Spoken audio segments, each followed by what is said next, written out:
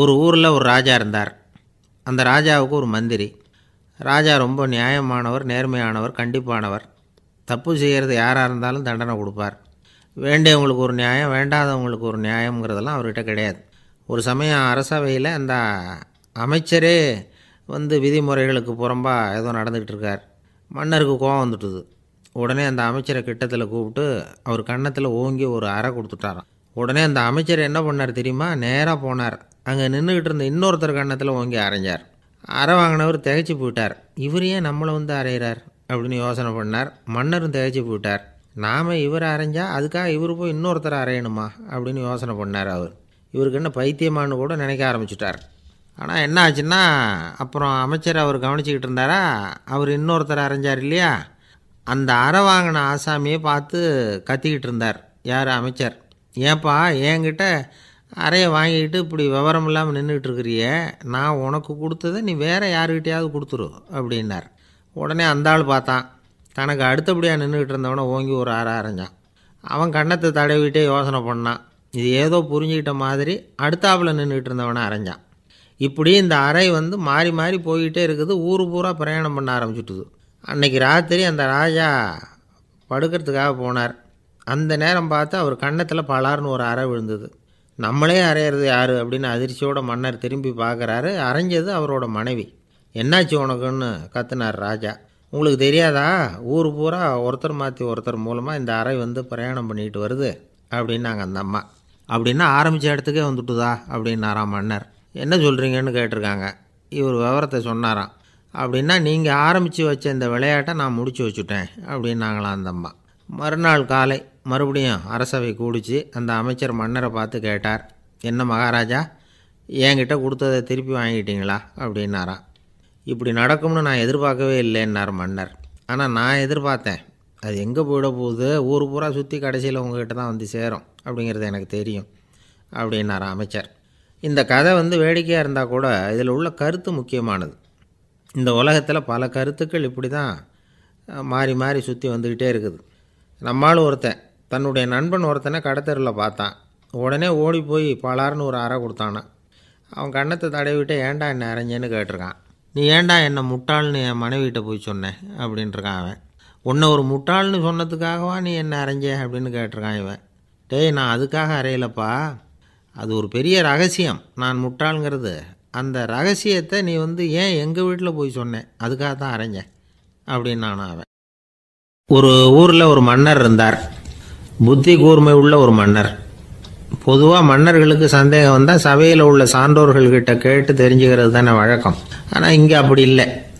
மற்றவங்களுக்கு சந்தேகம் வந்தால் மன்னர்கிட்ட கேட்டு தெரிஞ்சுக்குவாங்க. அது மாதிரி கேட்டு தெரிஞ்சுக்கிறதுக்காக ஒரு பெரியவர் ஒரு நாள் வந்தார். அவர் கையில் 3 பொம்மைகள் வச்சுருந்தார். 3 ஒரே மாதிரி பொம்மைகள், கொஞ்சம் கூட வித்தியாசம் தெரியல. ஏது இந்த பொம்மைன்னு கேட்டார் மன்னர். எனக்கு வேண்டியப்பட்ட ஒருத்தங்கிட்ட இருந்து இதை வாங்கிட்டு வந்திருக்கிறேன். நான் தான் அவன்கிட்ட இந்த பொம்மையை செஞ்சு கொடுக்கும்படியா கேட்டுக்கிட்டேன். அவன் ரொம்ப புத்திசாலி, அவன் தான் இதை செஞ்சு கொடுத்தான். ஆனால் அதில் ஒரு சிக்கல் அப்படின்னார். என்ன பிரச்சனைன்னு கேட்டிருக்காரு இவர். நான் அவன்கிட்ட கேட்டது 3 விதமான பொம்மைகளாக இருக்கணும்னு கேட்டேன். அவன் என்னடான்னா 3 ஒரே மாதிரியாக செஞ்சு கொடுத்துட்டான் அப்படின்னார். அவங்ககிட்டயே கேட்கறது தானே அப்படின்ட்டுருக்காரு இவர். கேட்டேன், அவன் என்ன சொல்கிறான்னா இது 3 ஒரே மாதிரி பொம்மை கிடையாது, 3 விதம், ஒன்றுக்கு ஒன்று வித்தியாசம் இருக்குது. இந்த 3 பொம்மையும் 3 விதமான நண்பர்களுக்கு உதாரணங்கள் அப்படின்னு சொல்கிறான். எனக்கு ஒன்றும் புரியல, அதுதான் உங்ககிட்ட வந்தேன் அப்படின்னார். சரி, அந்த பொம்மைகளை இப்படி கொடுங்க அப்படின்னு வாங்கினார் மன்னர். எடுத்துக்கிட்டு உள்ளே போனார். கொஞ்ச நேரம் கழித்து வெளியில் வந்தார். அதுக்கப்புறம் சொன்னார், இதை பாருப்பா, அவன் சொன்னது சரிதான், 3 விதம் தான். இது இருக்குதே முதல் பொம்மை, இது உத்தமமான நண்பனுக்கு உதாரணம். இந்த 2வது பொம்மை இது மத்தியமமான நண்பனுக்கு உதாரணம். அந்த 3வது பொம்மை இருக்குதே அது மோசமான நண்பனுக்கு உதாரணம். இதை செஞ்சவன் உண்மையிலேயே பெரிய அறிவாளி தான் அப்படின்னாராம். வந்தவருக்கு ஒன்றும் புரியல. பார்த்தா ஒன்றும் வித்தியாசம் தெரியலையே அப்படின்னு அவன் குழம்பி போய் நிற்கிறான்.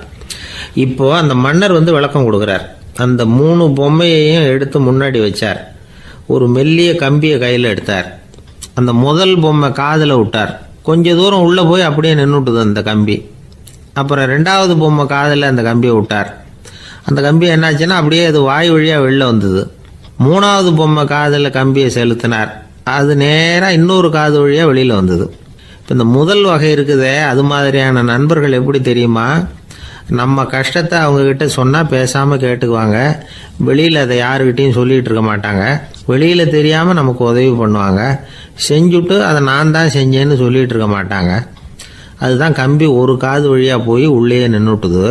ரெண்டாவது பொம்மையில் கம்பி என்னாச்சு, ஒரு காது வழியாக போய் வாய் வழியாக வெளியில் வருது.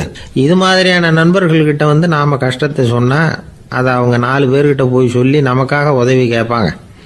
நமக்குன்னு கேட்டு வாங்கி அதை நம்மகிட்ட கொண்டுகிட்டு வந்து கொடுப்பாங்க. இவங்க மத்தியமமான நண்பர்கள். மூணாவது பொம்மையில் ஒரு காது வழியாக செலுத்துகிற கம்பி இன்னொரு காது வழியாக வெளியில் வந்துடுது. இது மாதிரியான நண்பர்கள்கிட்ட நம்ம கஷ்டத்தை சொன்னால் அவங்க காது கொடுத்து கேட்கறது மாதிரி நடிப்பாங்க. அப்படியே இன்னொரு காது வழியாக அதை வெளில விட்டுருவாங்க. அதை பற்றி கவலைப்பட மாட்டாங்க. இதுதான் இந்த பொம்மைகளுக்குள்ளே இருக்கிற வித்தியாசம் அப்படின்னு விளக்கம் கொடுத்தாராம் மன்னர். படிக்கிற பிள்ளைங்கள்லேயும் இது மாதிரி 3 வகை உண்டு. சில பேர் காதால் வாங்கி மனசில் வச்சுக்குவான். சில பேர் காதால் வாங்கி பேனாவால் எழுதி விடுவான்.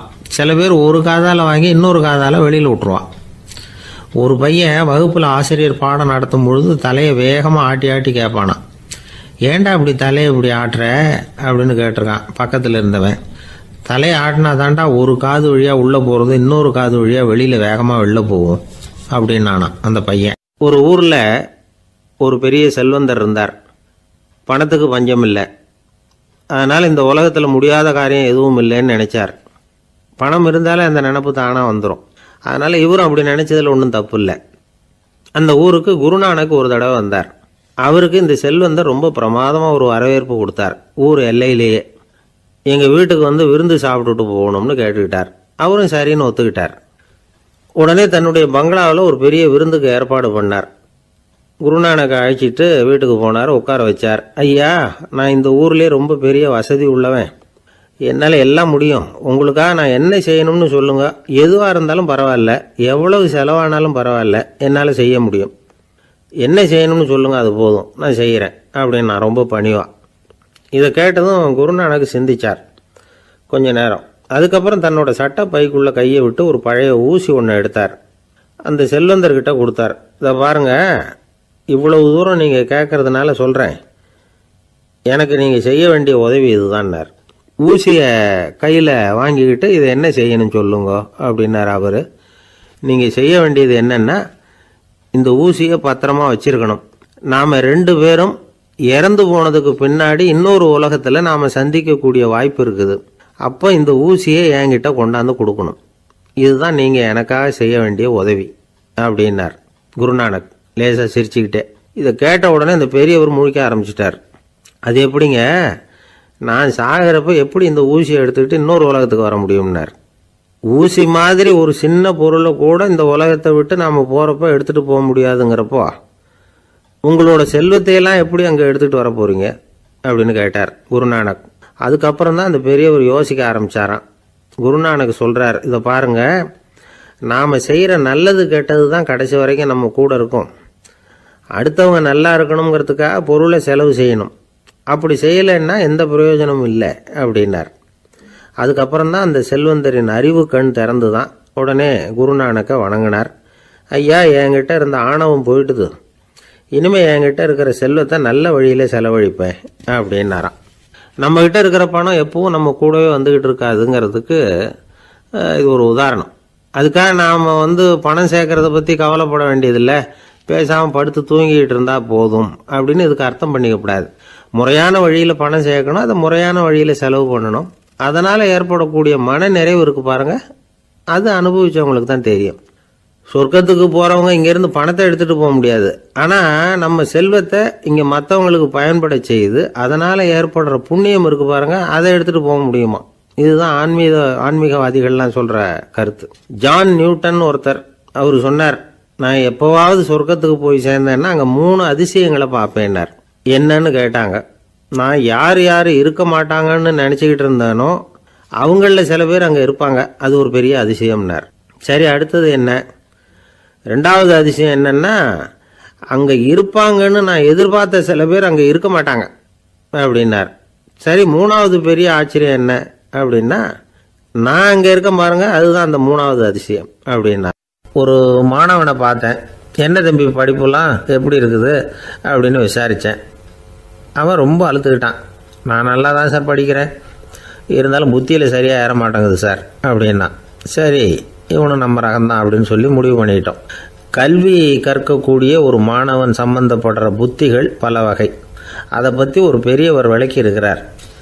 மிருத்து புத்தின்னு ஒன்று இருக்குதான். மிருத்துன்னா மண்ணால் செவுறு கட்டுறோம்ல, மண் சுவரில் ஆணி அடிக்கிறதும் சுலபம், அதை பிடுங்கி எடுக்கிறதும் சுலபம். அது மாதிரி சில பேர் குரு சொல்லி கொடுக்குறத சுலபமாக கேட்டு தெரிஞ்சு வச்சுக்குவாங்க, கொஞ்ச நேரத்தில் சுலபமாக மறந்தும் போயிடுவாங்க. இது மிருத்து புத்தின்னு பேர், மண் புத்தி. தாரு புத்தின்னு ஒன்று உண்டான். தாருன்னா மரம். அதில் பச்சை மரத்தில் ஆணி அடிக்கிறது சுலபம், ஆனால் அதை எடுக்கிறது கஷ்டம். அது மாதிரி ஆசிரியர்கிட்ட இருந்து கேட்டதை கவனமாக மனசில் பதிய வச்சுக்கிட்டு அதை மறக்காமல் இருக்கிறது தாரு புத்தி. பட்டை மரமாக இருந்தால் அதில் ஆணி அடிக்கிறதும் கஷ்டம், அடிக்கிற ஆணியும் சீக்கிரம் நழுவிடும். அது மாதிரி கேட்குற விஷயம் மனசில் பதியறதும் கஷ்டம்.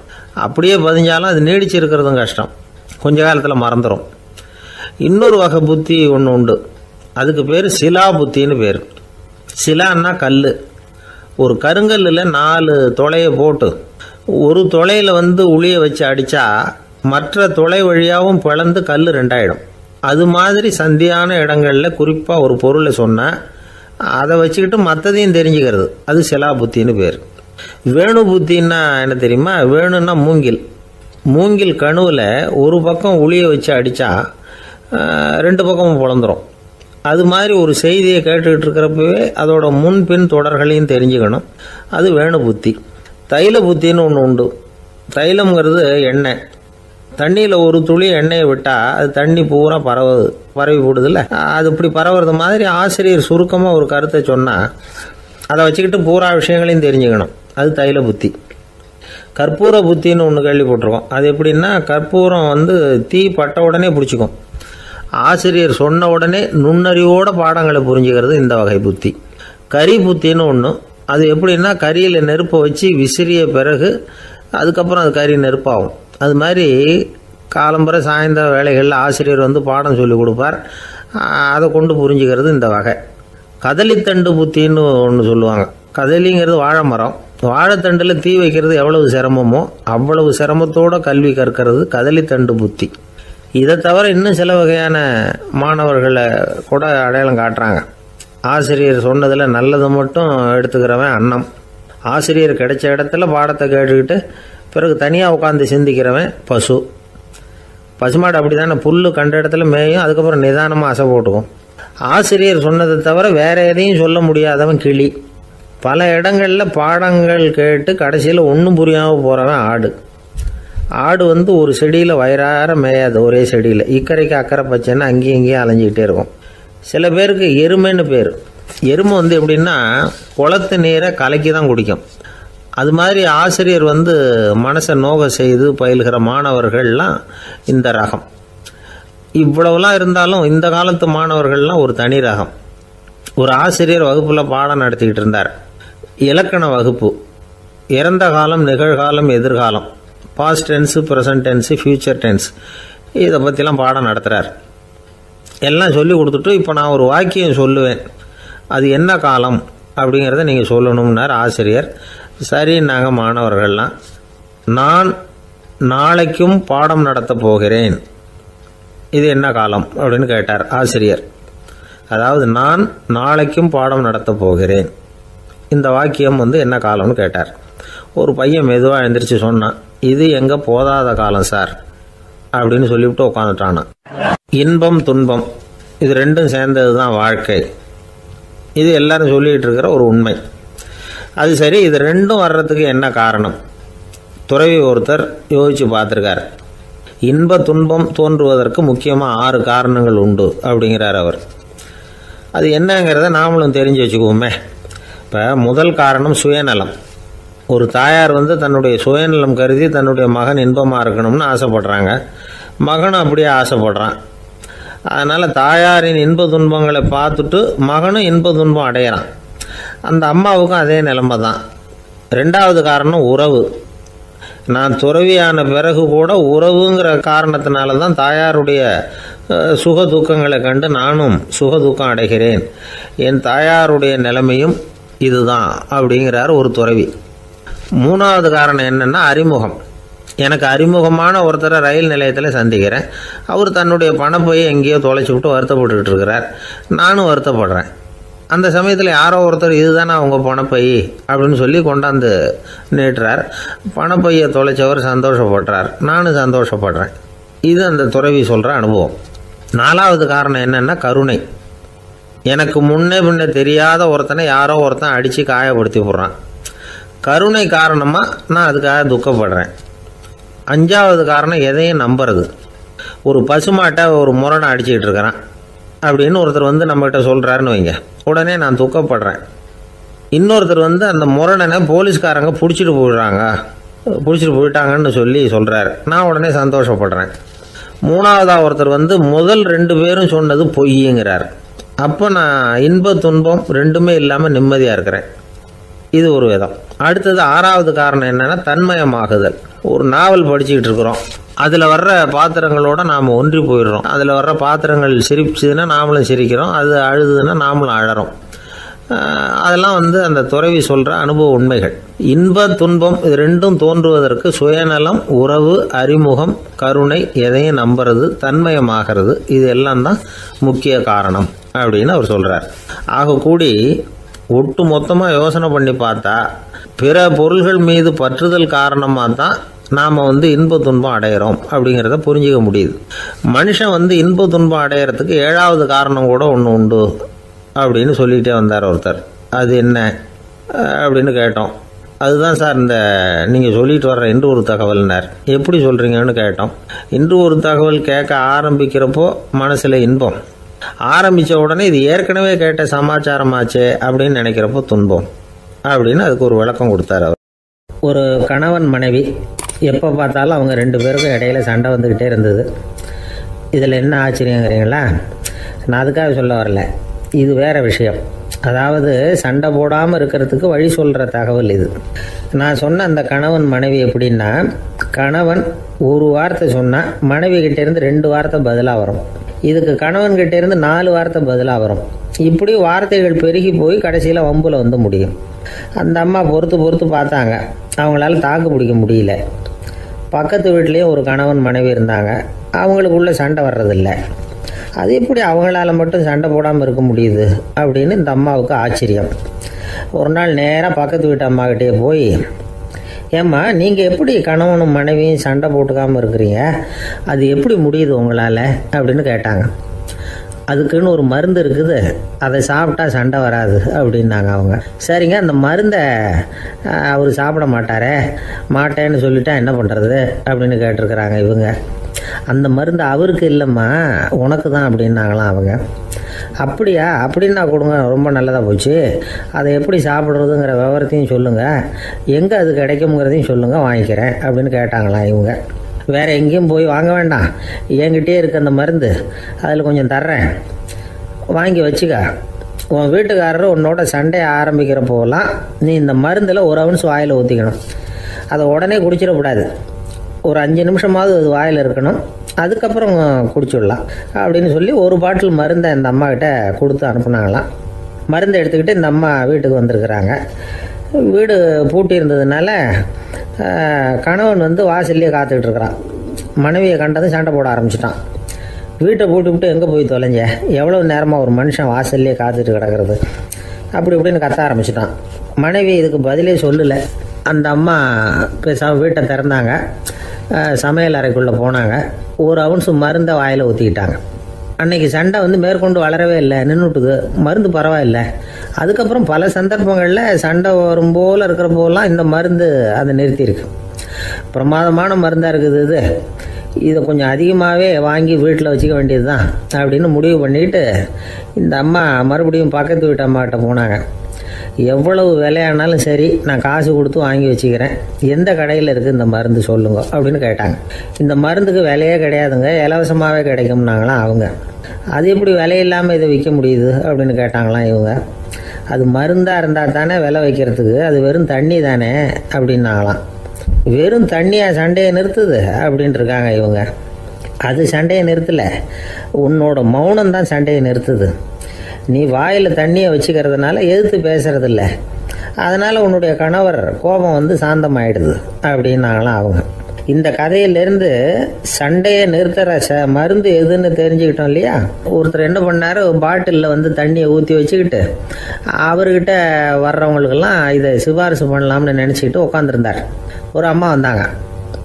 இதை கேட்டுவிட்டு இதையே ஒரு மருந்து மாதிரி கொடுக்கலாம்ங்கிறது அவர் முடிவு. அதனால் பாட்டிலில் தண்ணி அடைச்சி வச்சுக்கிட்டு அதில் கலருக்காக என்னத்தையும் ஒரு ஜீரகம் அது மாதிரி எதையாவது கலந்து வச்சுக்கிட்டு ஒரு மருந்து மாதிரி ஒரு பாவனையில் வச்சுக்கிட்டு உட்காந்துருக்காரு. யாராவது வீட்டில் சண்டைன்னா என்கிட்ட வாங்க மருந்து தரேன்னு. ஒரு அம்மா வந்தாங்க. எனக்கும் என் வீட்டுக்காரருக்கும் அடிக்கடி சண்டை வருதுங்க அப்படின்ட்டு இருக்காங்க. கவலைப்படாதம்மா, நான் ஒரு மருந்து தரேன்னு சொல்லி வீட்டுக்குள்ளே போய் ஒரு பாட்டில் எடுத்து வந்து கொடுத்தாரு. பாட்டிலில் இருக்கிறது என்னங்கிறத சொல்லிவிட்டு அது பேரில் மரியாதை வராது இல்லையா, அதனால் சொல்லலை. அந்த அம்மா வாங்கிட்டு போனாங்க. 4 நாள் கழித்து திரும்பி வந்தாங்க. என்னம்மா வீட்டில் சண்டை நின்று போச்சான்னு கேட்டிருக்காரு இவர். அங்கே நின்று போச்சுங்க, இப்போ உங்ககிட்ட ஆரம்பமாக போகுதுன்னாங்களாம். என்னம்மா அப்படின்ட்டுருக்காரு அவர் பயந்து போய். இப்போ என்னங்க நீங்கள் என்ன மருந்து கொடுத்துருக்குறீங்க என்னங்க அப்படின்னாங்களாம் கோவமாக. அது வெறும் தண்ணி தானே அப்படின்ட்டுருக்காரு இவர். தண்ணியாக இது நல்லா பாருங்கள் அப்படின்னு அந்த பாட்டிலில் நீட்டினாங்களாம். இவர் வாங்கி பார்த்துருக்காரு. அப்புறம் தான் விஷயம் புரியுது அவருக்கு. இவர் கை தவறுதலாக அவங்க வீட்டில் இருந்த மண்ணெண்ணெய் பாட்டில் எடுத்து அவர்கிட்ட கொடுத்துருக்குறாங்க. அப்புறம் என்ன ஆகும், சண்டை வராமல். 2 பேர் சுவாரஸ்யமாக பேசிகிட்டு இருக்கிறப்போ குறுக்க புகுந்து தொந்தரவு பண்ணுறதுக்குன்னே சில பேர் இருப்பாங்க. அது ரொம்ப இடைஞ்சலாக இருக்கும். இதே மாதிரி மின்காந்தம் கூட குறுக்க புகுந்து தொந்தரவு பண்ணும். கடைசியில் அது ஒரு பெரிய இடைஞ்சலில் கொண்டாந்து விட்டுரும். சில வீடுகளில் கேபிள் கனெக்ஷன் இல்லாமல் சில தனியார் டிவி காட்சிகள் தெரியும். அதுக்கு என்ன காரணம்னா இந்த மின்காந்த குறுக்கீடு தான் காரணம். இதைத்தான் சுருக்கமாக EMI அப்படின்னு சொல்கிறாங்க. அதாவது எலக்ட்ரோ மேக்னெட்டிக் இன்டர்ஃபியரன்ஸ்.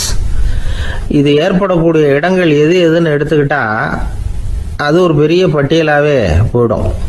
இந்த EMI தொந்தரவு வந்து கேபிள் டிவியில் மட்டும்தான் இல்லை, ராக்கெட் ஏவுதளத்தில் உள்ள ரேடார்கள், அங்கே உள்ள சில சக்தி வாய்ந்த தொலைத்தொடர்பு சாதனங்கள், விமான தளங்களில் உள்ள ரேடார்கள், கப்பல் தளங்களில் பொருத்தப்பட்டிருக்கக்கூடிய சக்தி வாய்ந்த ஆண்டனாக்கள், இப்படி நிறைய சொல்லலாம். காவல் நிலையங்களில் பயன்படுத்தப்படுகிற வயர்லெஸ் தொடர்பு சாதனங்கள் கூட ஓரளவுக்கு இந்த மின்காந்த அலைகளை வந்து வெளியிடும். நம்ம வீட்டில் உட்காந்துக்கிட்டு ரேடியோ கேட்டுக்கிட்டு இருப்போம் அல்லது டிவி பார்த்துக்கிட்டு இருப்போம். அந்த சமயத்தில் பக்கத்து தெருவில் ஒரு மோட்டார் சைக்கிள் அல்லது காரு, குறிப்பாக பெட்ரோல் இன்ஜின், அது போகிறப்போ அதில் உள்ள மின்கலத்தில் வந்து அதாவது மேக்னட்டோ பேட்டரியிலிருந்து வெளிப்படுகிற மின்காந்த அலை இங்கே வந்து டிவியிலையும் ரேடியோவிலையும் கரகரப்பை உண்டு பண்ணும். சரி, இது வந்து பெருசாக என்ன இடைஞ்சலை உண்டு பண்ணிட போகுது அப்படின்னு நாம் அலட்சியமாக நினைக்கலாம். வயசானவங்களுக்கு மறதி நோயின்னு ஒன்று வரும்ல, அல்ஷமீர், அதாவது மூளையில் உள்ள செல்கள் வந்து செயலிழந்து போயிடுறது. அது செய்ய வேண்டிய வேலையை மறந்துடும். மனைவியே எதிரில் வந்து நின்னா கூட உன்னை எங்கேயோ பார்த்தது மாதிரி தெரியுதே அப்படின்னு சொல்லிட்டு இருப்பாங்க. அப்படி ஒரு மறதி. இந்த விசித்திரமான நோய்க்கு இதுவரைக்கும் மருந்தே இல்லைன்னு வேற சொல்கிறாங்க. இந்த மைக்ரோ ஓவன் அப்படின்னு சொல்லக்கூடிய சமையல் அடுப்புகள் கூட மின்காந்த அலைகளை வந்து வெளியிடுது. சமயத்தில் சில தொழிற்சாலைகளில் கூட பெரிய விபத்துக்களை இந்த EMI உண்டு பண்ணிவிடும். இதை பற்றி தீவிரமாக சிந்திக்க ஆரம்பித்ததே ஒரு விபத்துக்கு பிறகு தான். அமெரிக்காவுக்கும் வியட்நாமுக்கும் இடையில போர் நடந்தது. அந்த சமயம் அமெரிக்காவுக்கு சொந்தமான விமானம் தாங்கி கப்பல் ஒன்று வியட்நாமை தாக்கிறதுக்கு தயாராக ஏவுகணைகளோட கடலில் நிறுத்தி வைக்கப்பட்டிருந்தது. தற்செயலாக அந்த பகுதியில் கப்பல் தொலைத்தொடர்பு பகுதிக்கு அருகில் ஊடுருவிய இந்த சக்தி வாய்ந்த ரேடியோ அலைகள் ஏவுகணையில் இருந்த மின்னணு சர்க்கியூட்டை பூர்த்தி செஞ்சு வச்சுட்டுது. அவ்வளவுதான், ஏவுகணை அங்கேயே வெடித்து சிதறி போச்சு. 130 பேர் அந்த இடத்துலயே உடல் கருகி செத்து போட்டாங்க. ஏகப்பட்ட பொருள்கள் நாசம். இந்த விபத்துக்கான காரணம் என்னங்கிறத உடனடியாக யாராலையும் கண்டுபிடிக்க முடியல. ரொம்பவும் கடுமையாக முயற்சி பண்ணி கடைசியாக கண்டுபிடிச்சாங்க, இது வந்து இந்த EMI வேலை தான் அப்படின்னு. மின்னணு தொலைபேசிகள் இருக்கு, இதில் பேசும்பொழுது நம்ம காதை வந்து அதாவது செவியை வந்து ஊடுருவக்கூடிய மின்காந்த அலையானது மூளைக்கு போய் அங்கே மூளை கட்டிகளை உருவாக்க ஊக்கம் கொடுக்குது அப்படின்னு வேற கண்டுபிடிச்சிருக்கிறாங்க. இந்த இஎம்ஐ ரொம்ப குறைஞ்ச மின்காந்த அழுத்தத்தில் நமக்கு எந்த பாதிப்பையும் ஏற்படுத்துறதில்லை. மின்காந்த அலைகள் அழுத்தத்தோடு இருக்கிற இடங்களில் ரொம்ப நேரம் இருந்தோம்னா நம்ம உடம்பின் வெப்பநிலை 2 டிகிரி செல்சியஸ் வரைக்கும் அதிகரிக்குதாம். அதனால் வெப்பநிலையை சீராக்கிறதுக்கு இதய துடிப்பும் அதிகரிக்குது. இப்படிலாம் கண்டுபிடிச்சிருக்கிறாங்க. இப்போல்லாம் இந்த மின்காந்த குறுக்கீடுகளை தடுக்கிறது எப்படி அப்படின்னு விஞ்ஞானிகள் யோசனை செய்ய ஆரம்பிச்சிருக்கிறாங்க. இந்த விஷயத்தில் அலட்சியமாக இருந்தோம்னா எதிர்காலத்தில் நிறைய பேருக்கு இந்த ஞாபக மறதி நோய் வந்துடும். அப்புறம் அது ரொம்ப கஷ்டமாக போயிடும். ஒரு குடும்ப தலைவர் தன் மனைவியை பார்த்து, யார் நீ, உன்னை எங்கேயோ பார்த்தது மாதிரி இருக்குதே அப்படின்னு சொல்லிக்கிட்டு இருந்தார். உடனடியாக அவரை போய் பார்த்தேன். வாங்க டாக்டர்கிட்ட போகலாம் அப்படின்னு. அவர் என்னை தனியாக அழைச்சிட்டு போய் காதோட காதாக மெதுவாக சொல்கிறார், இதை பாருப்பா, என் கையில் பணம் இல்லாத போகலாம் அப்படி மறதி நோய் வந்துட்டது மாதிரி நடிச்சுக்கிட்டு இருப்பேன், அவ்வளவுதான், அதை நீ கண்டுக்காத அப்படின்னார். இருட்ட கண்டா பயம் உண்டாவதே அது ஏன்? இப்படி ஒரு கேள்வியை ஒரு பெரியவர்கிட்ட கேட்டாங்க. அதுக்கு அவர் பதில் சொல்றார், மனிதனுடைய ஆதிகால வாழ்க்கையில தொற்றிக்கொண்ட பயம் இது வேரூன்றி இருக்குது, இன்னமும் போகல. 50,000 வருஷங்களுக்கு முன்னாடி மனுஷன் குகைகளில் வாழ்ந்தான். பகல்ல பயம் இருக்காது, ராத்திரியில மிருகங்கள் தாக்கும் கொல்லும், நிம்மதியா தூங்க கூட முடியாது. அதனால இந்த மனுஷனுக்கு இரவுன்னா மரணம் பயம் அப்படின்னு பழகி போச்சு. மனிதர்களுடைய எல்லா மனசையும் சேர்த்து மொத்தமா ஒரு மனசு உண்டு. மனிதர்களுடைய நினைவு இந்த மொத்த மனசுல பதிஞ்சிருக்கு, பரவுது. இந்த மொத்த மனசுல இருட்டு பற்றிய பயம் பதிந்து நீடிக்குது அப்படிங்கிறார் அவர். இந்த காலத்துல இரவை பகலாக்கிறதுக்கு எவ்வளவோ விளக்குகள்லாம் வந்தாச்சு. ராத்திரியிலேயும் மிருகங்கள் தாக்குங்கிற நிலைமை இல்லை. பாதுகாப்பான வீடுகள் விலங்குகளும் விலகி போயிட்டு, விலங்குகள்லாம் விலகி போயிட்டு, வீடுகளும் பாதுகாப்பா இருக்குது. சரி, இருந்தாலும் அந்த பழங்கால பயம் இருட்டு பயம் இன்னமும் மனுஷனை விட்டு போகல. இன்னொரு விஷயம் என்னன்னா, இருட்டில இருந்து வெளிச்சத்துக்கு வராத மனிதர்கள் இன்னைக்கு அதிகம். ஒரு ஆளு ஆத்துக்கு மீன் பிடிக்கிறதுக்காக போனான், இன்னும் விடியல, அதுக்குள்ள வலையை எடுத்துட்டு கிளம்பி போயிட்டான். வெளிச்சம் வர்றதுக்கு முன்னாடியே போய் சேர்ந்துட்டான். விடிகிற வரைக்கும் என்ன பண்றது, சும்மா கரையிலேயே உட்காந்து காலாட்டிக்கிட்டு இருக்கிறான். காலில் ஏதோ ஒரு சின்ன மூட்டை தட்டுப்பட்டுது. இருட்டில் அது என்னன்னு சரியா தெரியல. மூட்டைக்குள்ள சின்ன சின்ன கல்லாம் நிறைஞ்சி இருக்குது. சும்மா பொழுது போகணுமேங்கிறதுக்காக இவன் அந்த மூட்டைக்குள்ள இருந்து ஒவ்வொரு கல்லா எடுத்து ஆத்துல வீசிக்கிட்டு இருக்கிறான். விடிகிற வரைக்கும் வேற வேலை இல்லைங்கிறதுனால எப்படி செஞ்சுக்கிட்டே உட்காந்துருக்கிறான். கிழக்க மெதுவா வெளிச்சம் தெரிய ஆரம்பிச்சது. பொழுது விடியறதுக்கான அறிகுறி. இதுக்குள்ள அந்த மூட்டையில இருந்த எல்லா கல்லையும் எடுத்து வீசி எறிஞ்சுட்டான். கடைசியா ஒரே ஒரு கல் மட்டும்தான் கையில பாக்கி இருந்தது. வெளிச்சம் வந்ததும் அந்த கல்லை பார்த்தான், அப்படியே திகைச்சு போயிட்டான். அடடா, இது வரைக்கும் தெரியாம தப்பு பண்ணிட்டோமே அப்படின்னு நினைச்சான். ஏன் தெரியுமா, அவன் கையில இருந்தது வெறும் கல் இல்ல, விலை வசந்த ரத்தன கல். அது இருட்டுல என்னன்னு புரியாததுனால மூட்டையில இருந்த எல்லா ரத்தன கல்லையும் ஆத்துல வீசி எறிஞ்சிருக்கிறான். இப்போ அவனுக்கு அழுகே வந்துடும் போல இருந்தது. வாழ்க்கையை வசதி ஆக்கிக்கிறதுக்கான வாய்ப்பு அவனுக்கு இருந்தது. இருந்தாலும் இருட்டுல அதை இழந்துட்டான். அந்த வகையில அவனுக்கு கொஞ்சம் அதிர்ஷ்டம் இருந்திருக்குது.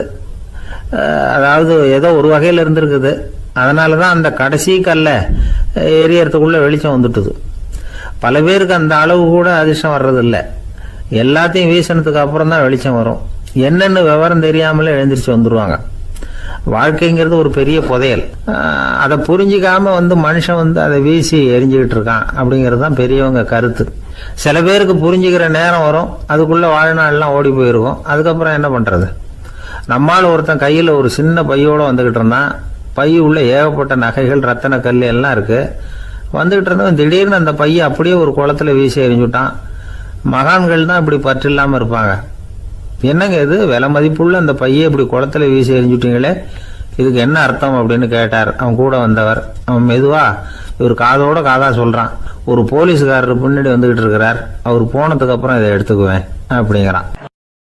லோகமானிய பால கங்காதர திலகர் இருந்தார்ல, அவருக்கு 15 வயசுலேயே கல்யாணம் நடந்துதான். மனைவி பேர் தபிபாய். ரொம்ப பெரிய குடும்பத்து பொண்ணு, நல்ல குணம். அவங்க குடும்பம் நடத்திக்கிட்டு இருக்கிறாங்க. அந்த காலத்தில் திருடர்கள் பயம் அதிகம். இந்த காலத்தில் மட்டும் என்னன்னு கேட்குறீங்களா? நீங்கள் கேட்குறது நியாயம்தான். இருந்தாலும் இந்த காலத்து திருடனுக்கும் அந்த காலத்து திருடனுக்கும் ஒரு முக்கியமான வித்தியாசம் உண்டு. அதாவது அந்த காலத்து திருடன்லாம் நியாயம் அநியாயம் பார்க்கறது உண்டு, இந்த காலத்தில் அப்படி பார்க்கறது இல்லை. அந்த காலத்தில் திருட வர்றவங்கள்ட்ட கூட ஒரு தார்மீக உணர்வு உண்டாம். அதாவது அப்போ உள்ள கொள்ளைக்காரங்க எதை களவாடினாலும் சரி, அரிசியை மட்டும் களவாடுறது இல்லையா, அப்படி ஒரு கொள்கை. அதனால் பாருங்கள், அந்த காலத்து பெண்கள் நகை நட்டுகளை பத்திரமா வைக்கணும்னா பெட்டியில் வைக்கிறது இல்லை, அரிசி பானையில் போட்டு வச்சு விடுறது. இப்போல்லாம் பேங்க்கில் சேஃப்டி லாக்கர்னு இருக்குல்ல, அது மாதிரி அந்த காலத்தில் சேஃப்டி லாக்கருங்கிறது அரிசி பானை. இந்த வளையல், மூக்குத்தி, தோடு இப்படி எதுவாக இருந்தாலும் அதில் போட்டு பத்திரமா வச்சுருவாங்க. திருடன் அரிசி பானை பக்கம் போகிறதில்ல. ஏன்னா சாப்பிட்ற விஷயத்தில் கை வைக்கக்கூடாது, அது பாவம் அப்படின்னு அவன் நினைக்கிறான். திலகரோட மனைவி தபீபாயும் அதே மாதிரி தன்னுடைய ஆபரணங்களை ஒரு அரிசி பானைக்குள்ளே போட்டு மூடி வச்சுருந்தாங்களாம். இப்படி இருந்தப்போ ஒரு நாள் ஒரு பிச்சைக்கார பொண்ணு வீடு வீடாக பிச்சை கேட்டுக்கிட்டே வந்திருக்குது. திலகர் வீட்டுக்கும் தர்மம் போடுங்க தாயே அப்படின்னு தான் அந்த பொண்ணு. அந்த அம்மா தபீபாய் காதில் இது விழுந்திருக்கு. உடனே கை நிறைய அரிசி அள்ளிக்கிட்டு போட்டிருக்கு. பாத்திரத்தில் அரிசியை போட்டதுக்கு அப்புறம் தான் தெரியுது, பளிச்சுன்னு கண்ணில் படுது. அதாவது அந்த அம்மாவோட வைர மூக்குத்தி ஒன்று அரிசியோடு சேர்ந்து அந்த பிச்சைக்கார பொண்ணு பாத்திரத்தில் போய் விழுந்துட்டுது. இந்த அம்மாவுக்கு மனசுக்குள்ளே குழப்பம், என்ன இப்படி ஆகிட்டுதே, மூக்குத்தி போயிட்டுதே, பிச்சை பாத்திரத்துலேருந்து அதை எப்படி எடுக்கிறது அப்படின்னு தயக்கம். வாயை திறந்து அதை கேட்கறதுக்கும் கூச்சம். திண்ணையில் உட்காந்துருந்த திலகர் இவ்வளவையும் பார்த்துக்கிட்டு இருக்கிறார். மனைவியின் மனசுக்குள்ளே நடக்கிற மௌன போராட்டத்தை அவர் நல்லா புரிஞ்சுக்கிட்டாராம்.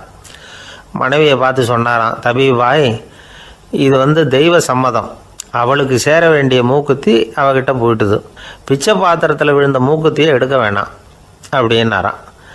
சரின்னு சொல்லிவிட்டு மேற்கொண்டு எதுவும் சொல்லாமல் அந்த அம்மா வீட்டுக்குள்ளே போயிட்டாங்களாம். இந்த காலத்துலலாம் அது மாதிரி நடக்குமா? வெறும் அரிசியை போட்டுவிட்டு விவகாரம் பண்ணிகிட்டு இருக்க மாட்டோமா? ஒரு பெரிய மனுஷன் வீட்டுக்கு ஒரு பிச்சைக்காரன் வந்தான். ஐயா, நாங்கள் பிச்சைக்காரங்கள்லாம் சேர்ந்து ஒரு சங்கம் வச்சுருக்குறோம், அதுக்கு நிதி சேர்க்குறோம், அதுக்கு ஒரு 100 ரூபா கொடுத்தீங்கன்னா எங்களுக்கு பெரிய உதவியாக இருக்கும் அப்படின்னானா. அதெல்லாம் ஒன்றும் கொடுக்க முடியாது போ அப்படின்னாரான் அவர். அப்படின்னா ஒரு 50 ரூபாயாவது கொடுங்களேன் அப்படின்ட்டுருக்கான். அதுவும் முடியாதுன்னு சொல்லிவிட்டார். 25 ரூபா அப்படின்ட்டுருக்கான். எதுவும் முடியாது அப்படின்னாரான். சரிங்க, இவ்வளவு பெரிய வீட்டுக்கு வெறுங்கையோடு திரும்புறது நல்லா இருக்காது, அதனால் சும்மா ஒரு 1 ரூபா மட்டுமாவது கொடுங்க அப்படின்ட்டுருக்கான் அவன். ஒரு பைசா கூட என்கிட்ட கிடையாது அப்படின்னு விட்டாரான் இவர். அப்படின்னா நீங்கள் ஒரு காரியம் பண்ணுங்களேன் அப்படின்னானா அவன். என்ன செய்யணும் அப்படின்ட்டுருக்கார்.